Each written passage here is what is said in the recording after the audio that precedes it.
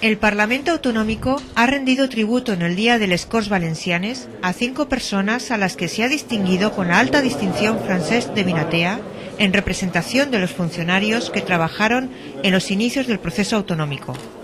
Por ello, les Corts ha concedido esta distinción a los interventores y tesoreros de los consells preautonómicos: Vicent Miquel, Enrique Lucas Ruiz, Manuel Vela Pastor y a Rafael Tamarit. Asimismo, también se ha distinguido a la primera letrada mujer de les Corts Valencianes, que participó en este proceso, Julia Sevilla.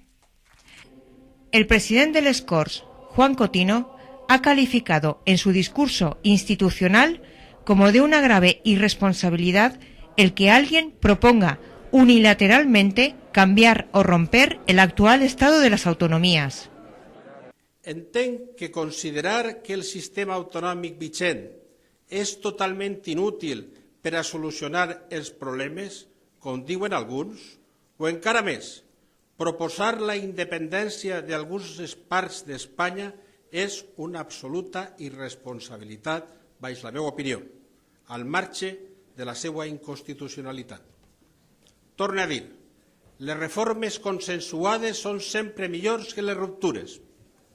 El poble valencià, constituït per les províncies de Castelló, Alacant i València, és diferent a qualsevol altre. Tenim la nostra pròpia identitat, la nostra senyera, la nostra llengua, els nostres costums i respectem a tots els demés de la mateixa manera que demanem que ens respecten a nosaltres. El nostre govern i aquestes Corts, des de fa molt de temps, hem demanat al govern d'Espanya allò que ens correspon i és just, i així seguirem fent-ho fins a aconseguir-ho.